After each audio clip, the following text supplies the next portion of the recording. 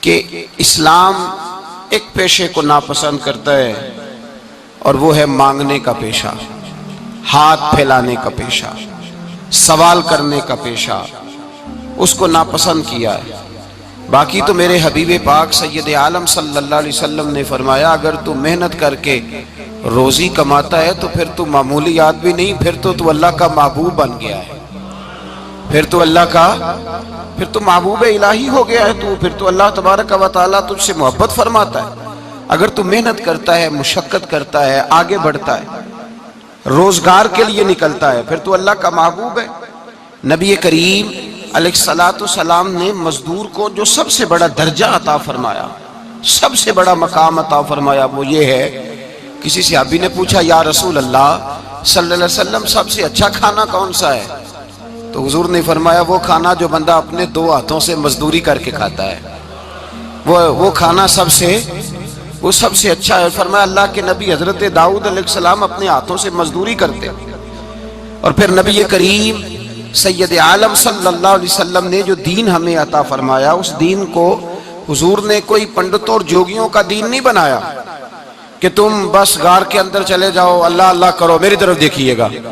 یہ نہیں فرمایا کہ تم بس ٹھیک ہے آ جاؤ مسجد تسبیح پکڑ لو، کوئی اور کام نہ کرو، بلکہ حکم دیا ہے کہ کسب معاش کرو، محنت کرو، جد و جہد کرو، ہاتھ ہلاؤ۔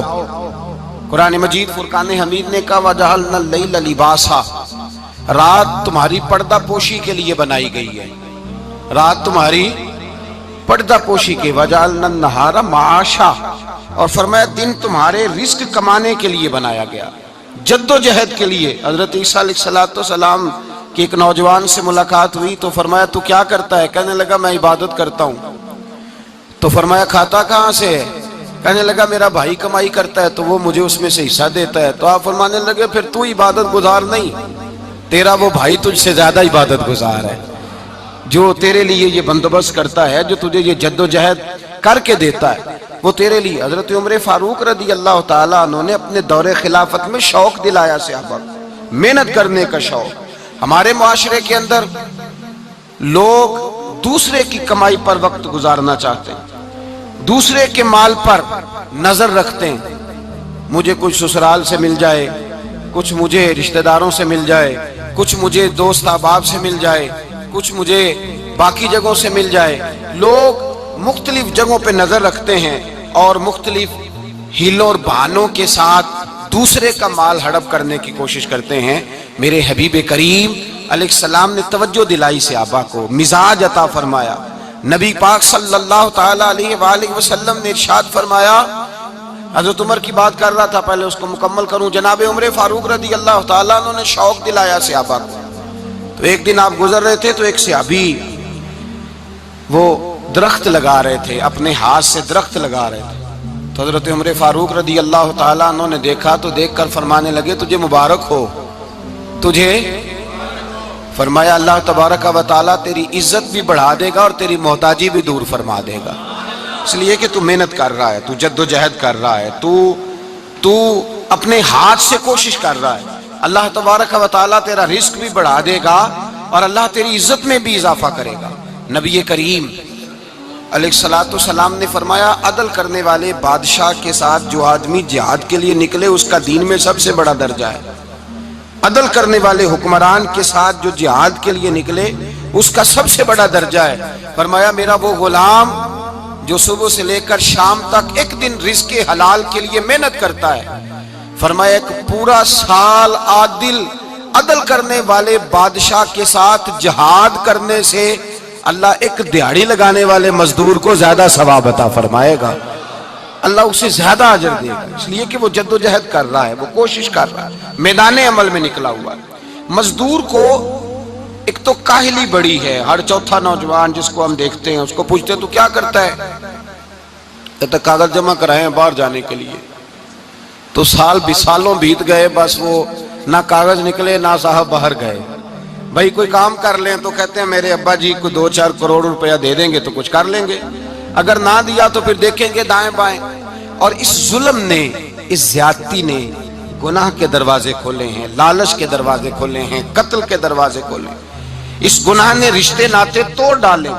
لوگ کسی کی ذات سے تو پیار کر ہی نہیں رہے, جیب سے محبت ہو رہی ہے. لوگ دیکھتے ہیں کہ کون سا ایسا طریقہ اختیار کروں کہ بغیر کمائی کے میرے ہاتھ پیسے آئیں. اور خدا کے بندو یاد رکھو, اللہ تبارک و تعالیٰ فرماتے ہیں دنیا تجھے کیا دے سکتی ہے, لوگ تو محتاج ہیں, تو محنت کر اور توجہ میری بارگاہ کی طرف رکھ. حضرت عمر فاروق فرماتے ہیں مصطفیٰ کریم صلی اللہ علیہ وسلم نے فرمایا جو توجہ اللہ کی جانب رکھے اور کوشش کے لیے نکل کھڑا ہو, اس طرح پرندہ سویرے بھوکا جاتا ہے, شام کو پیٹ بھر کے آتا ہے, اللہ اس بندے کو بھی پیٹ بھر کے روزی عطا فرمائے گا. حضرت حسن بصری رحمت اللہ علیہ تشریف فرماتے تو ایک نوجوان آیا. اس نوجوان نے کہا حضرت آج کے بعد میں نے فکر نہیں کرنی کام کاج کی, میں نے نہیں کوئی بھی توجہ کرنی کمانا کیسے ہے کھانا کیسے ہے, میری فکریں دور ہو گئیں. فرمایا کیا ہوا؟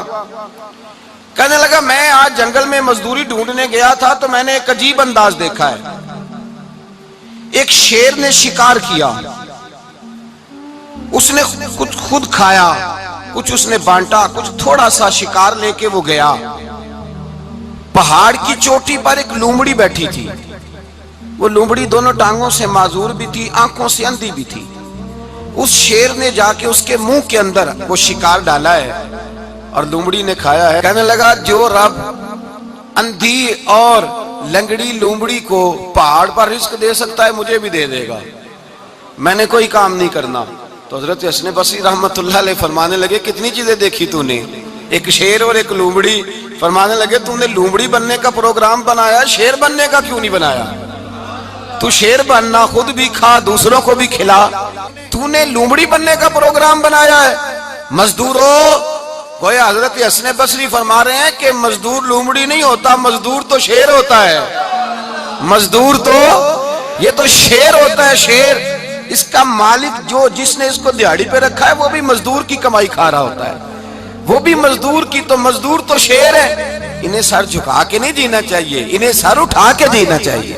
یہ تو بڑے قیمتی وجود کے لوگ ہیں جو مزدوری کرنے نکلتے ہیں, ان کے کچھ حقوق ہیں, کچھ حقوق. ہمارے حکمران بھی حقوق کا تعین کرتے ہیں, کہتے ہیں 15,000 سے زیادہ, یہ جو بجٹ آیا ہے نا اس میں 15,000 سے زیادہ, کہتے ہیں مزدور کی تنخواہ 15,000 ہونی چاہیے.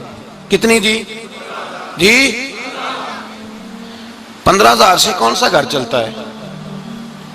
ویسے مولویوں کی بھی اتنی ہے, اور میرے خیال ہے کم مولویوں کی 15,000 ہے, 10 کے قریب ہی ہے.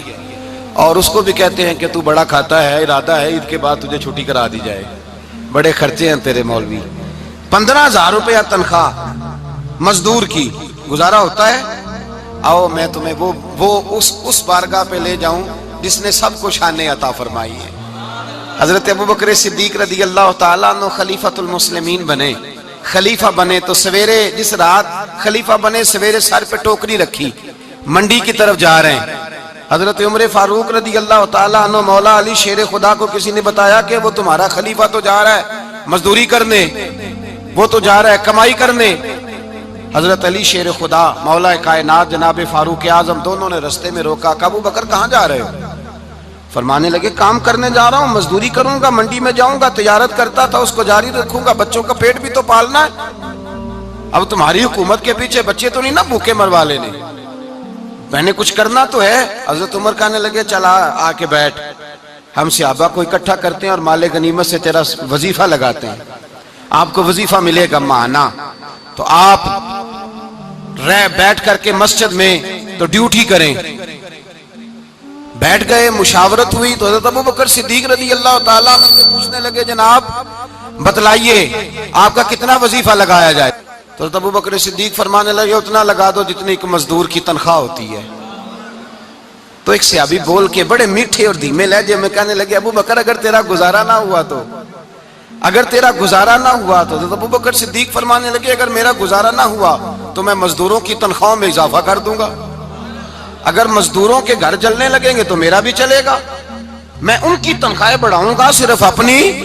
تو مزدور کے حقوق کا تعین کیا. سب سے پہلے تو میرے نبی پاک علیہ السلام نے منع فرمایا, فرمایا جس کو مزدوری پر رکھو پہلے اس کے ساتھ اجرت طے کرو. حضور صلی اللہ علیہ وسلم نے فرمایا جب تک اجرت واضح نہ ہو جاؤ کسی کو کام پر, جب تک اجرت واضح نہ ہو جائے, مکمل نہ ہو جائے کہ کیا دینا ہے, طے کریں. کیا لوگے؟ جو جناب دے دیں گے لے لوں گا۔ شریعت اس کو پسند نہیں کرتی، محبوب نہیں رکھتی۔ پہلے اس کے ساتھ پہلا حق مزدور کو یہ دیا کہ اس کی اجرت پہلے، بولیے اجرت پہلے اجرت طے ہوگی، یہ پہلا حق ہے۔ اور مزدور کا دوسرا حق کیا بیان کیا میرے نبی پاک نے؟ فرمایا جب، اور یہ ایسی اعلیٰ بات ہے کہ جتنے حقوق لکھنے والے ہیں نا، جتنے بین الاقوامی سطح پر انسانی حقوق کا چارٹر بنانے والے ہیں، وہ کہتے ہیں کہ یہ ایسا نقطہ حضور نے بیان کر دیا ہے کہ اس سے آگے کو بڑھ ہی نہیں سکتا۔ یہ ایسی بات ہے کہ جس کی شرح بھی کوئی نہیں کر سکتا۔ میرے حبیب کریم علیہ الصلوۃ والسلام نے فرمایا پہلے طے کرو، اور کیا خوبصورت لفظ ہے، قانون بنا دیا۔ فرمایا جب مزدور مزدوری کر لے تو اس کا پسینہ خشک ہونے سے پہلے اسے ادا کر دینا۔ اس کا پسینہ خشک ہونے سے پہلے اسے اس کی مزدوری دے دو۔ بیچارے نے محنت کی ہے، اپنے گھر جائے۔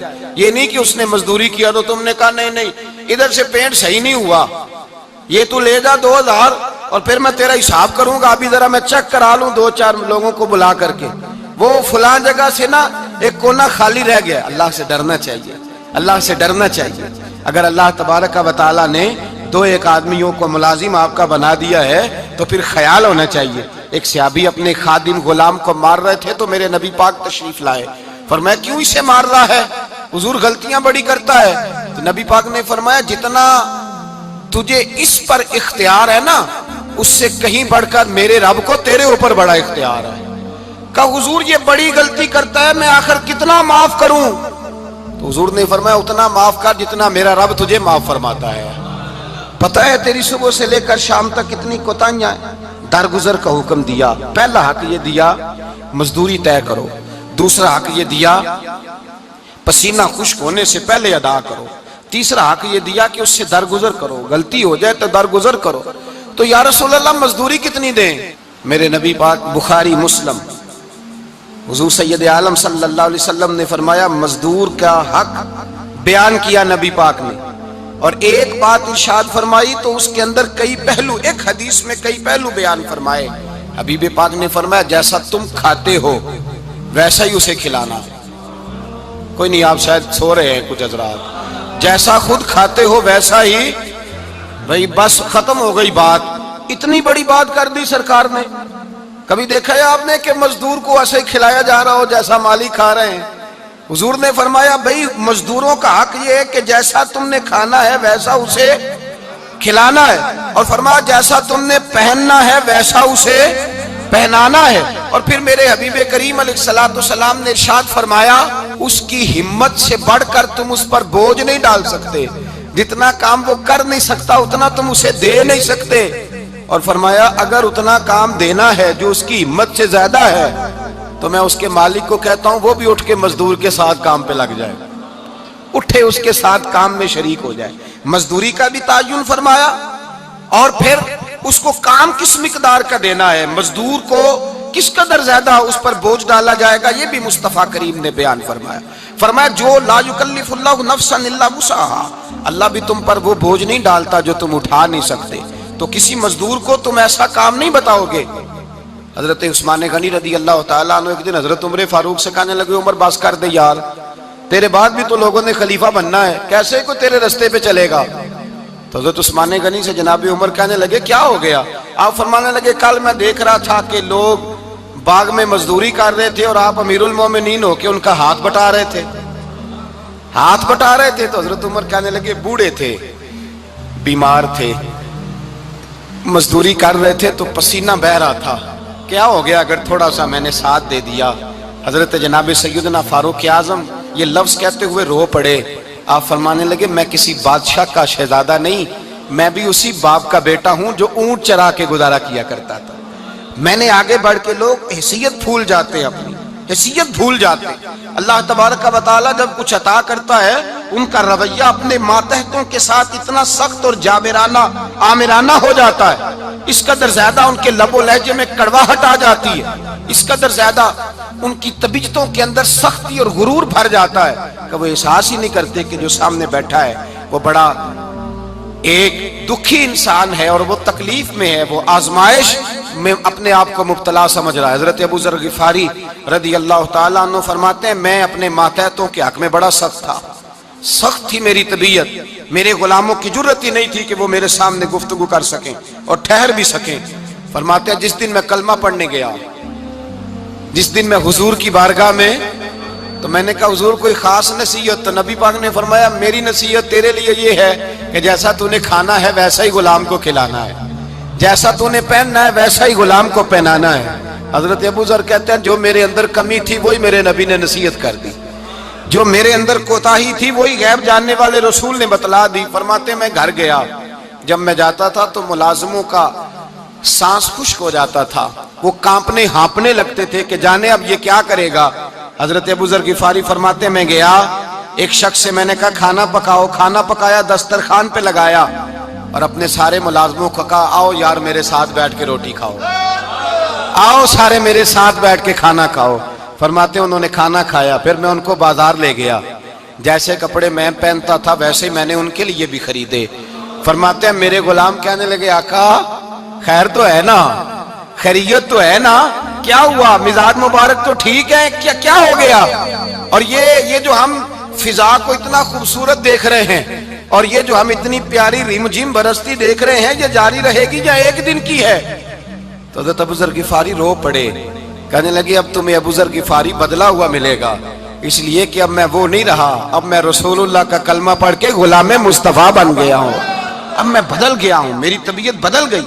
غلاموں کے حق میں حضرت مولا علی شیر خدا غلام کو لے کر کے گئے دکان پر، حضرت مولا علی غلام کو لے کر گئے کپڑے کی دکان پر، 2 جوڑے خریدے، ایک کم قیمت کا ایک زیادہ قیمت کا، ایک کم قیمت کا ایک زیادہ قیمت کا، 2 جوڑے خریدے۔ جب واپس لوٹے تو غلام سے کہنے لگے تو اپنا لے لے۔ غلام کو پتا تھا کہ اس زمانے میں ہوتا کیا تھا، اس نے کم قیمت کا جوڑا اٹھایا۔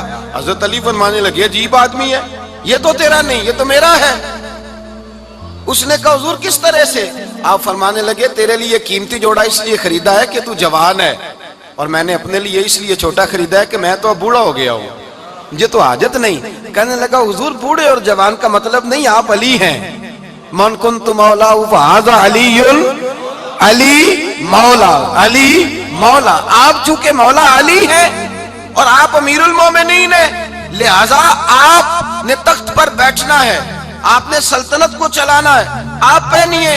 تو حضرت علی فرمانے لگے تو میرا غلام بنا ہے نا، تو نے ابھی میرے نبی کا دیدار نہیں نہ کیا، تو بعد میں آیا ہے نا، اگر تو اس دور میں ہوتا تو جان جاتا کہ یہ عمل میرا ہے، پر اس کے پیچھے جو نصیحت کے پھول ہیں وہ مصطفیٰ کے عطا فرمائے ہوئے۔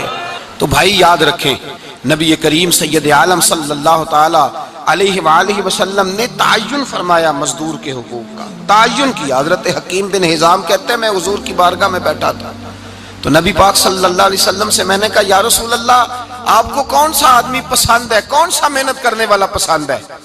تو حضور نے فرمایا جس کے دونوں ہاتھ کام کریں، دونوں پیر چلیں اور اس کی پیشانی پر پسینہ آئے، وہ بندہ مجھے بڑا اچھا لگتا ہے۔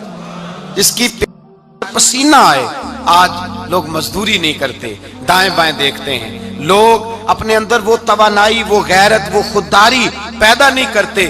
بھائی گردن کو جھکا دیتا ہے خیرات کا پتھر، جہاں میں مانگنے والوں کے سر کبھی اونچے نہیں ہوتے۔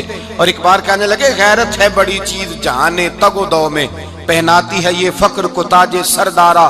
اپنے اندر یہ توانائی پیدا کرنی چاہیے، یہ کوشش کرنی چاہیے۔ میرے نبی کریم صلی اللہ علیہ وسلم نے فرمایا تمہارے بعض گناہ ایسے ہیں جو صرف تم مزدوری کرنے جاؤ گے تو اللہ تمہاری مزدوری کی وجہ سے ہی تمہارے گناہ معاف فرما دے گا، اللہ تمہاری محنت اور کوشش کے سبب سے تمہاری ان غلطیوں سے درگزر فرمائے گا۔ حبیب کریم سید عالم صلی اللہ علیہ وسلم نے فرمایا مزدور جب قیامت کے دن آئے گا، بھئی عالم تو آیا، صوفی تو آیا، درویش تو آیا، صحابہ تو آئے، ان کا آنا تو شفاعت کے لیے شمار کیا گیا۔ میرے مصطفیٰ نے فرمایا جب مزدور آئے گا، مزدور کی سب سے بڑی غلطی یہ ہے کہ مزدور اپنے آپ کو نیچ سمجھتا ہے۔ مزدور کی سب سے بڑی غلطی یہ ہے کہ یہ اپنے آپ کو چھوٹا سمجھتا ہے۔ اس کی زیادتی یہ ہے کہ یہ اپنی سوچ کو بڑا نہیں کرتا، یہ سمجھتا ہے نہیں کہ بھئی میں تو 2 ہاتھوں کی محنت کی کمائی کھاتا ہوں، یہ آرزو کرم اور میں آپ سے کروں یہ भीख उसको दीजिए जिसका खुदा ना हो। मजदूर की ज्यादती ये है कि ये अपने आप को छोटा जानता है। मेरे मुस्तफा ने फरमाया जब मजदूर मेहनत करने वाला कयामत के दिन आएगा तो उसका चेहरा इस तरह चमकेगा जिस तरह 14वीं का चांद चमका करता है। इस कदर उसका चेहरा चमकेगा जब आएगा वो सुबह कयामत। मेरे भाइयों, मजदूर एक अजीम शख्सियत का नाम है। मेहनत करना, अपने दोनों हाथों से मुशक्कत करना, जद्दोजहद करना। मुझे कई सारे लोग, मैं जब मुल्क के मुख्तलिफ गोशों में जाता हूं तो कई सारे लोग कहते हैं आपके अब्बा जी का मज़ार किधर है, आप किस मज़ार के सज्जादा नशीन हैं। तो मैं उनसे कहता हूं मैं सज्जादा नशीन नहीं, मैं तो किसान का बेटा हूं। और मैं उस शख्स का बेटा हूं जो रात को 2 बजे उठ के भी घर से निकलते थे 2 नफल पढ़ के। तो हम पूछते थे कि अम्मा जी अब्बा जी कहाँ गए, तो कहते थे चंद खेतों को पानी लगाना था और रात को रुखसत हो गए। फख्र की बात है, ये एजाज की बात है, ये एजाज की बात है। हमने सारी जिंदगी उनके हाथ पे छाले देखे, लेकिन बात लफ्ज जुबान पर यही देखी कि बेटा इज्जत वाला वही होता है जो अपने हाथों से मेहनत करके रोजी खाया करता है। भाई याद रखें, ये एजाज की बात है। एजाज, मजदूर का बेटा फख्र करे, किसान का बेटा नाज करे। वो जो आदमी सवेरे जाता है वेल्डिंग का प्लांट लेके काम करने, उसका बेटा नाज करे। वो जिसका बाप फावड़ा चलाता है, छैनी चलाता है, थोड़ा चलाता है, वो नाज करे। और मजार सिर्फ उन लोगों के नहीं होते जो अल्लाह अल्लाह करते हैं, हु करते हैं, वो तो काबिल इज़ाद है अल्लाह के बंदे, उनके भी मजार होते हैं। मजार वो भी होता है जिसको मेरे मुस्तफ़ा ने फरमाया अल कासिबु हबीबुल्लाह, जो मेहनत करता था, हाथों से जद्दोजहद करता था, वो भी तो अल्लाह का दोस्त है ना, उसका भी तो मजार है ना, उसकी भी तो कब्र पुरनवार है जो अल्लाह का महबूब होके गया। तो भाई अपना एजाज जाने, समझे इस बात को। मेरे मुस्तफ़ा करीम सल्लल्लाहु अलैहि वसल्लम मजदूर को इज्जत देते, वकार देते, और जो हुजूर के घर में खादम होते उनकी नाज बर्दारी करते। हमारे घर में जो बीबी बर्तन धोती है वो हमारे साथ बैठ के रोटी नहीं खा सकती, उसको ये इजाजत नहीं होती। हमारा जो मजदूर होता है ना, एक साहब कहने लगे ये बच्चा मेरे पास काम करता है, इसके अब्बा जी भी करते थे। तो मैंने कहा इसका मतलब ये है कि तुमने आगे नहीं बढ़ने दिया, तुमने कहा मजदूर ही रहना सारी जिंदगी, यही रहना मेरे पास, आगे ना बढ़ना। मेरे मुस्तफ़ा करीम सैयद आलम सल्लल्लाहु अलैहि वसल्लम के पास जो लोग काम करते थे, मेहनत करते थे, मुशक्कत करते थे, हमारा मुलाजिम डरता है, कांपता है, वो बात करता है तो साहब जी कहते कहते जुबान थकती है, 100 दफा मूड को देखता है, गालियां खाता है बेचारा, उसकी इज्जत नफ्स को उछाला जाता है, उसको रुसवा किया जाता है, और वो बेचारा रात को रजाई में मुंह दे के रोता है कि यार मेरे नसीब सिर्फ इसलिए कमजोर हैं कि मैं गरीब के घर में पैदा हुआ हूं। हम एहसास नहीं करते, और मजदूर को कभी मौका मिल जाए जान छूटने का तो भाग जाता है। हमारा किरदार और इखलाक ऐसा नहीं होता। हजरत ज़ैद बिन हारिसा रसूलुल्लाह के गुलाम थे, नबी पाक के घर में झाड़ू देते थे, बर्तन मांजते थे। ये बचपन में अपने कबीले से गुम हो गए थे, किसी ने अगवा करके ला करके बेच दिया, गुम हो गए थे, हुजूर की बारगाह आली मर्तबत में लाए गए। हजरत ज़ैद बिन हारिसा सारा दिन काम काज करते, कोई आदमी आया उनके इलाके का, मक्का मुकरमा, उनको पहचान कर वापस गया उनके कबीले में और जाके बतलाया कि तुम्हारा बेटा तो मोहम्मद इब्ने अब्दुल्ला सल्लल्लाहु अलैहि वसल्लम के पास। उस वक्त हुजूर ने भी अल्लाह ने नबूवत नहीं फरमाया था। इनके वालिद हारिसा चचा लेने आए और नबी पाक के पास आए तो 2 थैलियां शर्फियों की भर के लाए। कहने लगे हुजूर ये पैसे ले लें, 2 थैलियों में पैसे डालें, दिनार है दिरहम है, हुजूर ले लें, हमारा बेटा दे दें। नबी पाक सल्लल्लाहु अलैहि वसल्लम ने फरमाया तुम्हें गलती लग गई है, पैसे पीछे हटाओ, मैं ज़ैद को बुलाता हूं, मैं ज़ैद को, इधर देखिएगा, मैं ज़ैद को, मैं उसे बुलाता हूं, अगर वो जाना चाहे तुम्हारे साथ तो मुझे एतराज नहीं, ले जाना। चचा और बाप कहने लगे आप अजीब बात करते हैं, वो गुलामी छोड़ के नहीं जाएगा, आप अजीब बात करते हैं, वो मजदूरी छोड़ के बादशाही इख्तियार नहीं करेगा, हम खाते पीते लोग हैं, उसकी माँ तरस गई है उसको मिलने को, बहनें रोती हैं, वो जाएगा नहीं। मेरे हबीब ने फरमाया तुमने अभी ये जायका चखा नहीं, तुम्हें इसका पता नहीं, तो मैं बुलाता हूं, अगर जाना चाहे तो पैसों की जरूरत नहीं, ले जाना। हजरत ज़ैद को पैगाम दिया, आए, हुजूर ने फरमाया वो तुम्हारे वालिद खड़े हैं, वो चचा हैं, लेने आए हैं। जनाबे ज़ैद गए, बाप के गले से लगे, बिछड़े हुए बाप बेटा एक दूसरे को मिल के खुल के रोए। का बेटा तेरी माँ की आंखें पत्थर हो गई तेरा रास्ता देख के, तेरी बहनें तरसती हैं तेरे चेहरे के दीदार को, بیٹا وہ گلیاں بھی روتی ہیں جن میں تو کھیلا کرتا تھا، پر اب فکر کی بات کوئی نہیں، اب کوئی پریشانی نہیں، میں پیسے لایا ہوں تجھے لے جاؤں گا۔ نبی پاک صلی اللہ علیہ وسلم نے دیکھا نا جب باپ بیٹے کی گفتگو ہو گئی، آنسو بہہ گئے، بوجھ ہلکے ہو گئے، تو میرے کریم نے فرمایا زید اگر تم چچا کے ساتھ والد کے ساتھ جانا چاہو تو میری طرف سے اجازت ہے، تم جا سکتے ہو۔ یہ لفظ کہے تو جناب زید دوڑ کے حضور کے قدموں میں آ کے بیٹھ گئے، حضور کے قدموں میں بیٹھ گئے، اور گویا فاضل بریلوی علیہ رحمہ نقشہ بیان کرتے ہیں، کہنے لگے تیرے قدموں میں رہوں غیر کی ٹھوکر پہ نہ ڈال، میں جھڑکیاں کھاؤں کہاں چھوڑ کے صدقہ تیرا، اور تیرے قدموں میں جو ہے غیر کا منہ کیا دیکھے، کون نظروں پہ چڑھے دیکھ کے تلوا تیرا۔ کہنے لگے حضور میں نے نہیں جانا، میں یہیں رہوں گا۔ چچا اور باپ نے دیکھا تو کہنے لگے بیٹا تو غلامی چھوڑ کے نہیں جائے گا، تو ملازمت چھوڑ کے بادشاہی میں نہیں جائے گا۔ تو آپ کے والد کو آپ فرمانے لگے ابا جی ذرا 2 گھڑیاں یہاں رہ کے تو دیکھیں، یہاں 2 گھڑیاں رہ کے تو دیکھیں۔ فرمایا یہاں ملازموں کا وہ اعزاز ہے جو شہزادوں کا ہوا کرتا ہے، یہاں خادموں کی وہ عزت ہے، اور پتہ پھر ان کو مقام کیا ملا، یہ واحد شعبیاں جن کا نام اللہ نے قرآن پاک میں بیان فرمایا ہے، نام اللہ نے قرآن مجید میں بیان فرمایا۔ حضور کا اپنے غلاموں کے ساتھ جو تعلق تھا، اپنے ملازموں کے ساتھ جو رشتہ تھا، بڑا آدمی آتا ہے نا، بڑا آدمی تو لوگوں کی سانس سوکھ جاتے ہیں، اٹھ کے ملتے ہیں، بڑا کچھ کرتے ہیں۔ مزدور آتا ہے تو لوگ اوے کہہ کے پکارتے ہیں، ان کو خبر ہی نہیں کہ اس شخص کا اعزاز کتنا ہے۔ حضرت انس بن مالک رضی اللہ تعالیٰ عنہ فرماتے ہیں میں چھوٹا سا تھا، میری اماں مجھے حضور کے گھر چھوڑ گئی، میں نے 10 سال نوکری کی نبی پاک کی۔ کتنے سال بولیے؟ 12ویں دن لوگ کہتے ہیں بس بھائی ختم ہو گیا، اب فرینکنس ہو گئی ہے، اب جو مرضی تیرے ساتھ کریں گے۔ 10 سال نوکری کی میں نے، لیکن جناب انس فرماتے ہیں نبی پاک نے کبھی مجھے اف تک بھی نہیں کہا تھا، اف تک بھی نہیں کہا تھا، اف تک بھی۔ حضور نے بھیجا جاؤ فلاں آدمی کو بلا کر کے لاؤ۔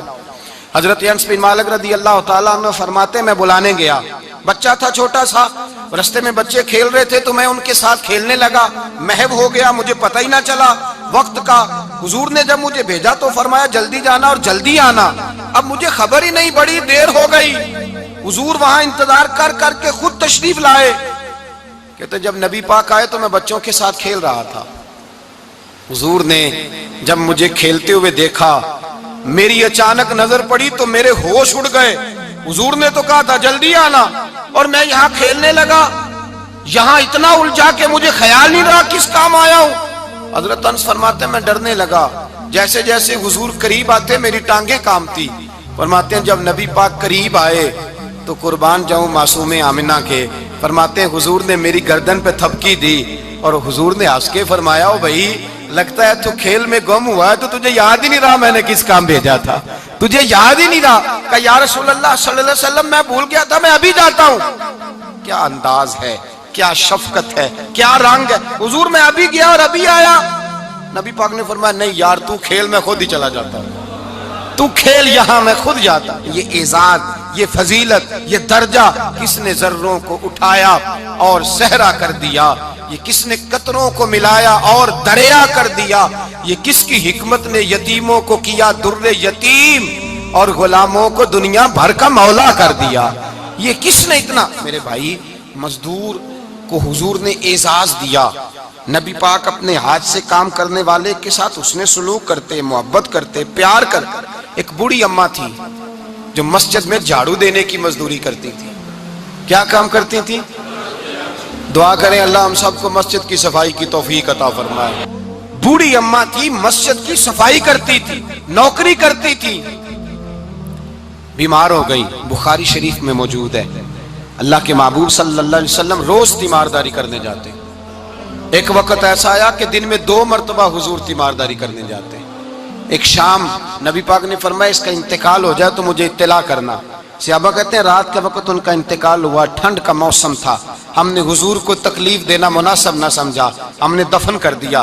سویرے اللہ کے حبیب نے پوچھا تم نے مجھے اطلاع کیوں نہیں دی؟ حضور سردی بڑی تھی۔ کون جاتا ہے مزدوروں کے جنازوں میں؟ کون جاتا ہے مزدوروں کے جنازے میں؟ یہاں تو اب جنازے بھی سیاسی ہو گئے ہیں، اب تو کوئی بہت بڑا امیر آدمی فوت ہو جائے تو وہاں رش ہوتا ہے، وہاں رش ہوتا ہے، गरीबों का तो जनाजा भी कोई नहीं पढ़ता। हजरत जनाब सैयदना अबू हुरैरा रदी अल्लाह ताला अन्हु फरमाते हैं, हुजूर ने फरमाया मुझे इत्तिला क्यों नहीं दी, तुम्हें उसके एजाज का नहीं पता? वो मजदूर थी, मस्जिद में झाड़ू देती थी, तुमने खबर ही नहीं दी। हुजूर विशाल हो गया, फरमाया चलो मुझे बताओ कब्र कहाँ है। हुजूर सारा कुछ जानते हैं, लेकिन ये सारी तमीद इसलिए बयान की कि एक मजदूर की शान वाज़े हो जाए। फरमाया बताओ कब्र कहाँ है। सहाबा कहते हम कब्र पे ले गए तो मेरे नबी ने फरमाया सफ़े बनाओ, मैं दोबारा जनाजा पढ़ाऊंगा। मैं दोबारा जनाजा नहीं हो सकता। उस वक्त हो सकता है जब वारिस ने ना पढ़ाओ, फिर दूसरा जनाजा जायज है। वारिस ना पढ़े तो उससे पहले 20 जनाजे भी हो जाए, तो जब वारिस पढ़ ले फिर दूसरा जनाजा नहीं हो सकता। हुजूर ने दूसरा जनाजा इसलिए पढ़ा है कि हुजूर अपनी सारी उम्मत के वारिस हैं, नबी पाक सारी उम्मत के वारिस हैं। फरमाया पर बनाओ सफ़े, मैं जनाजा पढ़ाता हूँ। मजदूर को एजाज दिया, प्यार किया। हजरत अब्दुर्रहमान इब्ने औफ रदी अल्लाह ताला अन्हु फरमाते हैं, एक दिन मेरा दिल किया था कि मैं गरीब हो जाऊं। क्या हो जाऊं? आप अपने लिए दुआ ना करें, लेकिन हजरत अब्दुर्रहमान इब्ने औफ के अल्फाज तो दोहराएं। वो क्या कह रहे हैं कि मेरा दिल करता था मैं अल्लाह, एक दिन मेरा, बड़े अमीर आदमी थे ना, सहाबा में सबसे ज्यादा अमीर, फरमाने लगे एक दिन मेरा दिल किया मैं गरीब हो जाऊं, गुर्बत पसंद कर लूं। असल में गरीब को अपनी शान का नहीं ना पता। इसे जिस दिन पता चल गया कि मैं गरीब की अजमत कितनी है, गरीब हर वक्त अपने आप को कोसता ही रहता है। और मैं अक्सर कहता हूं कि ये बड़े का कसूर नहीं कि उसने तुझे छोटा जाना है, ये तेरा कसूर है। तू एहसास कमतरी में क्यों मुब्तला हुआ? तूने अपने आप को छोटा क्यों जाना? तूने अपने आप को कमजोर क्यों समझा? तूने क्यों समझा कि मैं मजदूर हूं तो मेरी इज्जत ही कोई नहीं, मेरा मकाम कोई नहीं? क्यों तूने ऐसा समझा अपने लिए? हजरत अब्दुर्रहमान, मेरे भाई याद रखें, जब गरीब को पता चले मेरी शान क्या है, मेरे नबी पाक ने फरमाया मैं गरीबों के बीच आया हूं, मैं गरीबों में रहा हूं, मेरे दाएं बाएं गरीब रहते हैं, और कयामत के दिन जब मैं जन्नत में जाऊंगा तो मेरे आगे पीछे गरीब लोग ही होंगे, मैं गरीबों के साथ मिलकर जन्नत में जाऊंगा। हजरत अब्दुर्रहमान इब्ने औफ कहते हैं एक दिन मेरा भी दिल किया था, ये सबसे अमीर थे सहाबा में, और हुजूर ने फरमाया तू पक्का जन्नती है, पर सबसे आखिर में जन्नत में जाएगा, इसलिए कि जितना माल है उतना हिसाब भी तो देना है ना, पक्के। हजरत अब्दुर्रहमान इब्ने औफ कहते हैं एक दिहाड़े दिल किया था कि मैं माड़ा होता, मैं गरीब होता, मैं गरीब होता, ये दिल किया मेरा। कहा किस तरह? फरमाने लगे एक मजदूर सहाबी थी, हजरत साद अंसारी नाम था, वो हुजूर से मिलने आए। जब उन्होंने हाथ मिलाया ना नबी पाक से, तो हुजूर ने उनका हाथ थाम लिया। गरीबों कमाल कर दी मेरे मुस्तफ़ा करीम ने, नबी पाक ने हाथ थामा, हुजूर ने हाथ, आपको इस बात की लज्जत नहीं आई शायद, नबी पाक ने हाथ थामा मजदूर का। मजदूर कहता मैंने छुड़ाना चाहा तो हुजूर ने पकड़ लिया दबा के, और जब थाम लिया तो मैं ठहर गया, मैं अपनी किस्मत पे नाज करने लगा। हुजूर ने मेरा हाथ खोला, कहते हाथ पे छाले थे, जगह जगह छाले बने हुए थे। तो नबी करीम सल्लल्लाहु ताला अलैहि वसल्लम ने हाथ खोल के फरमाया साद ये क्या हुआ? अर्ज की हुजूर गरीब हूं, बूढ़े माँ बाप हैं, छोटे छोटे बच्चे हैं, बहन भाइयों के हुकूक हैं, बीवी के मुंह में हलाल का लुकमा देना होता है। या रसूल अल्लाह फावड़ा लेके, कई लेके, कुदाल लेके, बेलचा लेके मजदूरी करता हूँ, मैदान में निकलता हूँ, सुबह से गया था अब आया हूँ, हाथों में निशान पड़ गए हैं। हजरत अब्दुर्रहमान इब्ने औफ फरमाते हैं जिसके कदम चूमने को दुनिया तरसे, उस रसूल ने सर मुबारक झुकाया और गरीब के हाथ को चूम लिया। नबी पाक ने बोसा दिया और फिर फरमाया क्या? फरमाया ये वो हाथ हैं जिनसे खुदा भी प्यार करता है, मोहम्मद मुस्तफा भी मोहब्बत फरमाते हैं। नबी रहमत अलैहिस्सलाम ने फरमाया ये तेरा वो हाथ है जिससे अल्लाह भी प्यार करता है और अल्लाह का।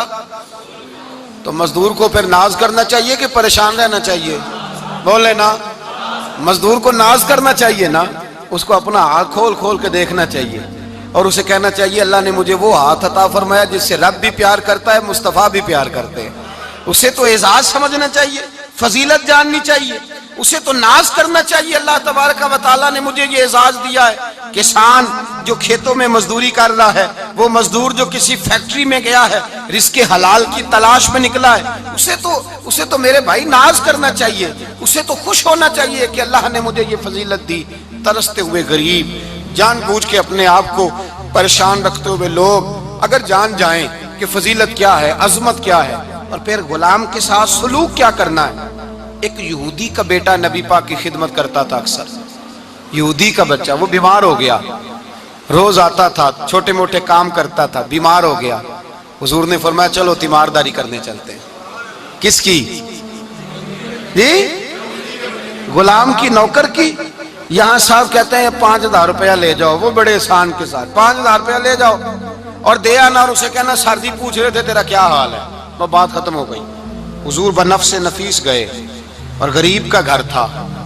وہ یہودی باہر نکلا جس کا بیٹا بیمار تھا، تو کہتا جب دروازے پہ میں نے مسلمانوں کے نبی کو کھڑے دیکھا تو میرے پیروں تلے زمین ہی نکل گئی.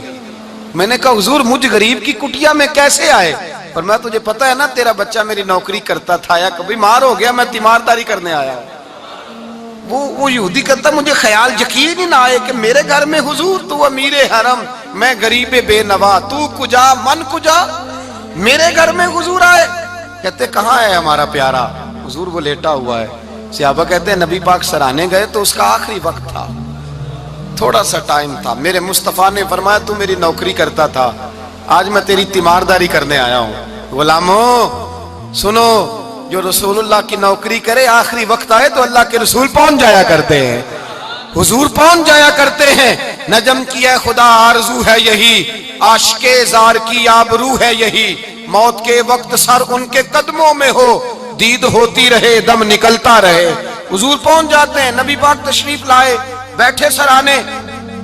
حضور نے جب اپنا برف سے ٹھنڈا اور کستوری سے زیادہ خوشبو والا ہاتھ اس کے بالوں میں پھیرا، آنکھیں کھولی، حضور نے فرمایا چل کلمہ پڑھ جا، چل میرا کلمہ پڑھ جا.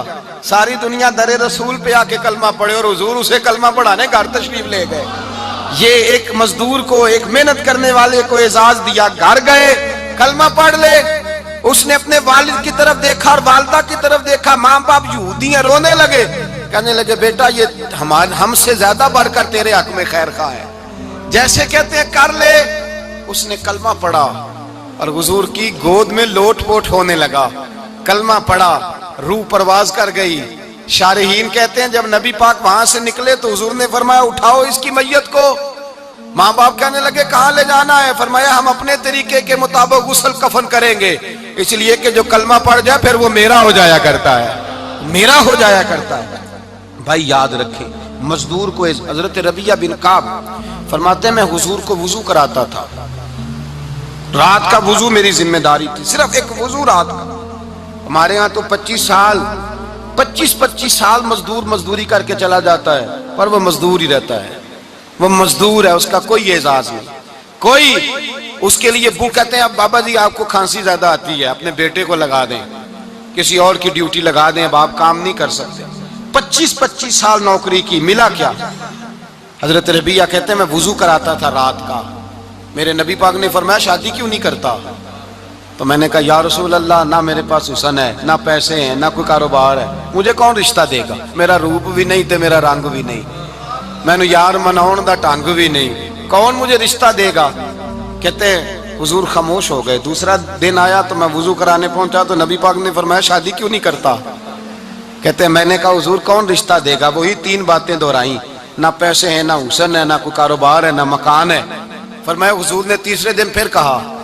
جب دوسرا دن ہوا نا تو حضور نے کہا، حضور خاموش ہوئے میرے جواب پر. میں نے کہا یار کتنا بیوقوف ہوں، حضور روز پوچھتے ہیں اور میں جواب ہی نہیں دیتا. کہتے ہیں تیسرے دن میں نے ارادہ کیا آج نبی پاک پوچھیں گے تو میں کہوں گا حضور جیسے دل کرتا ویسے ہی کرا دیں. کہتے ہیں تیسرے دن میں گیا، سارا وضو کرا لیا پر نبی پاک نے پوچھا ہی نہیں. میں ارادہ کر کے گیا تھا کہ آج پوچھیں گے تو بتا دوں گا، حضور نے پوچھا ہی نہیں. فرماتے ہیں وضو مکمل ہو گیا، میں دروازے تک چلا گیا تو مصطفیٰ نے آواز دی. فرمایا واپس پلٹ نہ، میں پلٹا تو حضور نے فرمایا تو شادی کیوں نہیں کرتا؟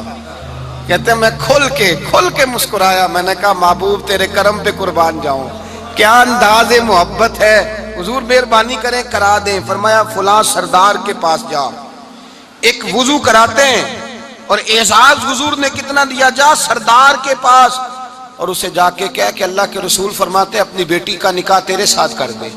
فرماتے میں گیا، ماں باپ کو بڑی فکر ہوتی ہے بیٹیوں کی. وہ کہنے لگا میں شام کو خود نبی پاک کی بارگاہ میں آؤں گا کہتے میں باہر نکلنے لگا تو وہ بچی پردے کی اوٹ سے بولی، کہنے لگی غلام ٹھہر جا، ابا جی آپ کو میری فکر ہے، اماں جی میری فکر ہے، میری فکر نہ کریں اور یہ نہ دیکھیں آیا کون ہے، یہ دیکھیں بھیجا کس نے ہے۔ آپ مجھے حوالے کریں نبی پاک کے، حضور کے حوالے کریں، اللہ رسول مجھے کبھی ضائع نہیں کریں گے۔ حضرت ربیہ کہتے ہیں حضور نے میری شادی کا بندوبست کیا۔ حضرت بریدہ اسلمی سے کہا کہ تو اس کے لیے کھجور کی گٹھلی کے برابر سونا لا۔ حضرت حارثہ بن نعمان سے کہا تو اس کے لیے ایک کمرے کا حجرے کا بندوبست کر۔ حضرت عثمان غنی سے کہا تو نے ولیمہ کرانا اس کا، فرمایا میں تو تھوڑی نوکری کرتا تھا، مصطفیٰ نے ساری زندگی کا ہی بندوبست فرما دیا۔ یہ مزدور کے ساتھ حضور کا انداز ہے۔ پہلے میں نے شروع میں کہا کہ مزدور اس بات کو سمجھتا ہی نہیں کہ اس کا مقام کتنا، وہ اس بات کو جانتا ہی نہیں اللہ نے اسے اعزاز کتنا دیا ہے۔ ملت کا جوان سب سے پہلے تو کبھی کسی کی جیب کی طرف نہ دیکھے، اور یہ بات یاد رکھ لیں، درجنوں بزرگوں کے ارشادات کی روشنی میں ایک موٹی بات بیان کر رہا ہوں، توجہ ہے میری بات پر؟ جس کی توجہ دوسروں کی جیب پہ ہوتی ہے وہ رسوا ہو جاتا ہے۔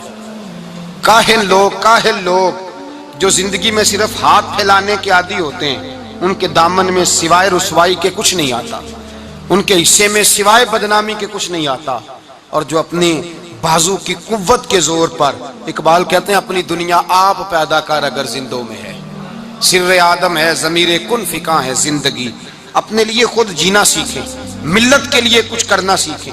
معاشرے کے اندر اس سے ادھار پکڑ کے اس کو دے دیا تو اس سے پکڑ کے اس کو دے دیا، 2 دن اس کے پاس چلے گئے لینے تو 4 دن اس کے پاس چلے گئے، کبھی کو دوست باہر سے آ گیا تو اس کے پیچھے بھاگنے لگے، چاپلوسی کرنے لگے، 2-4 جوڑوں کی خاطر، ایک موبائل کی خاطر چھوڑیں اس دھندے سے باہر آئیں۔ میں نے کہا ایک پیشہ برا ہے، ایک پیشہ، اور وہ ہے ہاتھ پھیلانا، باقی کوئی پیشہ برا نہیں۔ 18 گھنٹے مزدوری کرو، نکلو باہر، نکلو میدان میں آؤ، جدوجہد کرو، مزدوری کرو جب تیرا ہاتھ مزدوری تک جائے۔ اور یاد رکھو رزق حلال کھانا ہے اور رزق حلال ہی کھلانا ہے، یہ وقار ہے، رزق حلال مومن کا وقار ہے۔ جو لوگ لقمہ حرام کھاتے ہیں وہ اپنا وجود کھو بیٹھتے ہیں، روحانی طاقتیں کھو بیٹھتے ہیں۔ میرے اعلیٰ حضرت رحمت اللہ علیہ فرماتے ہیں جس کا نماز میں دل نہ لگے، جس کا مسجد جانے کو دل نہ کرے، جس کا عبادت پہ توجہ نہ ہو، جس کا دین کی طرف رغبت نہ ہو، اسے غور کرنا چاہیے کہ اس کا کہیں رزق میں لقمہ حرام تو شامل نہیں ہو گیا۔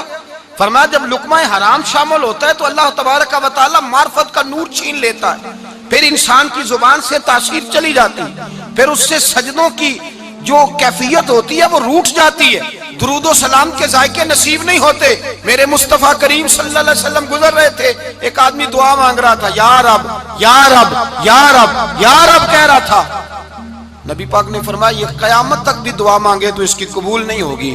صحابہ نے کہا حضور آپ تو رحمت للعالمین ہیں اور آپ فرما رہے ہیں اس کی دعا قبول نہیں ہوگی۔ نبی پاک نے فرمایا اس لیے قبول نہیں ہوگی کہ جو کپڑے پہنے ہیں وہ بھی حرام پیسوں کے ہیں، اور جو اس نے کھایا ہے وہ بھی حرام پیسوں کا ہے، اور جو پیا ہے وہ بھی حرام پیسوں کا ہے۔ کیسے اس کی التجا اس کی بارگاہ میں قبول ہوگی جب یہ لباس سے لے کر خوراک تک اور خوراک سے لے کر مشروب تک ہر چیز ناجائز پیسے، تو معرفت کا حسن کیسے پیدا ہوگا؟ فجر میں آنکھ کیسے کھلے گی؟ قرآن پاک کی طرف دل کیسے جائے جب تیرے اندر رزق حلال جاتا ہے؟ حضرت بایزید بستامی فرماتے ہیں تو محنت کر کے حلال کی روٹی کھا، وہ تیرے وجود کے اندر جا کے نور بن جائے گی، اور ایسا نور بنے گی کہ وہ روٹی تجھے صبح خود جگا کے بیدار کرا کے اللہ کی بارگاہ میں جھکا دے گی۔ رزق حلال کھائیں، محنت کریں، جدوجہد کریں۔ حاتم طائی بہت بڑا سخی تھا۔ کسی شخص نے ایک دن حاتم طائی سے پوچھا کہ تو نے کبھی اپنے سے بھی بڑا سخی دیکھا ہے؟ کہنے لگا ہاں میں نے اپنے شہر کا ایک بابا دیکھا تو مجھ سے بھی زیادہ سخی ہے، مجھ سے بھی زیادہ سخی، مجھ سے بھی زیادہ، تجھ سے زیادہ؟ کہنے لگے میں نے سارے شہر کی دعوت پکائی، چھوٹے بڑے امیر غریب سارے آئے، دعوت پکائی سارے شہر کی، سب لوگ آئے، ہر آدمی کو میں نے بلایا، علماء کو، ادیبوں کو، شاعروں کو، تاجروں کو، صنعت کاروں کو، سب کو دعوت دی۔ میں نے سوچا کہ ذرا دیکھوں تو صحیح پلٹ کے کوئی رہ تو نہیں گیا جو آیا نہ ہو۔ چہرے پہ میں نے نقاب ڈالا اور میں باہر نکلا، ایک ضعیف بزرگ لکڑ آ رہا، جنگل میں لکڑیاں کاٹ رہا ہے۔ میں اس کے پاس گیا تو میں نے کہا بابا تجھے نہیں پتا آج حاتم طائی کی دعوت ہے، تو نہیں گیا؟ کہنے لگا بیٹا مجھے خبر آئی تھی، اطلاع ملی تھی پر میں نہیں گیا۔ تو کیوں نہیں گیا؟ کہنے لگے مجھے ہاتھ کی کمائی کر کے کھانے کا چسکا لگ گیا ہے، مزہ لگ گیا ہے ہاتھ کی کمائی کھانے کا، اب مجھے دوسرے کے دسترخوان پر ذائقہ نصیب۔ ہمارے معاشرے کا تو المیہ ہے، لوگوں کو لذت ہی دوسرے کے دسترخوان پہ آتی، مفت کی روٹی کا ذائقہ نصیب ہوتا ہے، مجھے اپنے ہاتھ کی کمائی کا ذائقہ لگ گیا ہے، اب میں وہاں نہیں جاتا۔ کہتے ہیں میں پلٹنے لگا تو بابے نے بلایا، کہنے لگا ادھر آ یار۔ میں گیا تو اس نے 5 آنے نکالے، کہنے لگا حاتم تائی کا جو بندہ لنگر پکانے والا ہوا نا، یہ 5 آنے اسے دے دینا، حاتم تائی کو ضرورت نہیں میرے پیسوں، تو بڑا امیر آدمی ہے، یہ اس کو دے دینا 5 آنے لنگر والے کو، اور اس کو کہنا بڑے بڑے نیک لوگ آئے ہیں دعوت میں، 5 آنے میرے بھی شامل کر لیں، اور میرے ہاتھ کی کمائی چلو میری بھی روٹی کوئی کھا لے گا، کوئی اچھا آدمی میرے حصے کے میرے دیے ہوئے پیسوں سے لقمہ کھا لے گا تو اجر مل جائے گا۔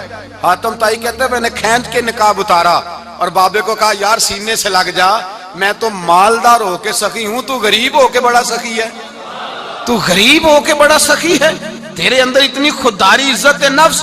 میرے بھائی جس کا ہاتھ پھیلا ہوا ہے اس کا سمٹے گا نہیں، جس کا ہاتھ پھیلا ہوا ہے اس کا سمٹے گا نہیں۔ جس آدمی نے، میرے نبی پاک صلی اللہ علیہ وسلم نے فرمایا جس نے اپنی ذات پر سوال کا دروازہ کھول لیا، اس نے اپنے اوپر فقر کا دروازہ کھول لیا۔ سوال کا مجھے دے دو، مجھے دو لائنیں لگی ہوئی ہیں۔ بھائی یاد رکھیں، اس بات کو ضرور سمجھیں، خودداری پیدا کریں، عزت نفس پیدا کریں، وقار پیدا کریں، اپنے اندر توانائی پیدا کریں، 2 ہاتھوں سے محنت کر کے جدوجہد کر کے آگے بڑھیں، بلکہ کھائیں بھی کھلائیں بھی، اپنے اوپر بھی خرچ کریں، اللہ کے دین کے لیے بھی خرچ کریں، اپنی زندگی وقار والی بنائیں۔ ایک وقت نہیں 18 گھنٹے کی مزدوری کریں۔ میرے حبیب پاک علیہ السلام نے فرمایا جو بندہ سویرے مزدوری کرنے گیا اور شام کو تھک کے سو گیا، اللہ اس کے سارے گناہ معاف فرما دے گا۔ وہ تھکا کس لیے؟ بولے نفل پڑھ کے نہیں تھکا، تلاوت کر کے نہیں تھکا، مزدوری کر کے تھکا۔ مزدور کو حضور نے حقوق دیے، مزدور تو بڑا قیمتی ہے۔ نبی پاک کے زیادہ تر صحابی کاشتکار تھے، زیادہ تر صحابی حضور کے کاشتکار تھے، کھیتی باڑی کرتے، مزدوری کرتے تھے اپنے ہاتھوں سے، اور جتنے باقی بھی صحابہ تھے مالدار، حضرت عثمان غنی بھی اپنے ہاتھوں سے کام کرتے، حضرت علی المرتضیٰ بھی دست مبارک سے کام کرتے تھے، ابو بکر صدیق بھی خود جاتے تھے بکریوں کا دودھ دھو کے لاتے۔ یہ ہمارے آج کے زمانے میں مسئلہ ہوا ہے کہ جو امیر آدمی ہے وہ کوئی ہاتھ ہی نہیں ہلائے گا، کچھ نہیں کرے گا۔ بھائی محنت کریں، جدوجہد کریں، اپنے اندر یہ جذبہ پیدا کریں کہ آج کے بعد لینا نہیں دینا ہے انشاءاللہ تعالی۔ اور نوجوان بالخصوص اتاریں یہ غفلت کا پردہ، یہ غفلت ہے۔ اپنی دنیا آپ پیدا کر اگر زندوں میں ہے، سر آدم ہے، ضمیر کن فکاں ہے زندگی۔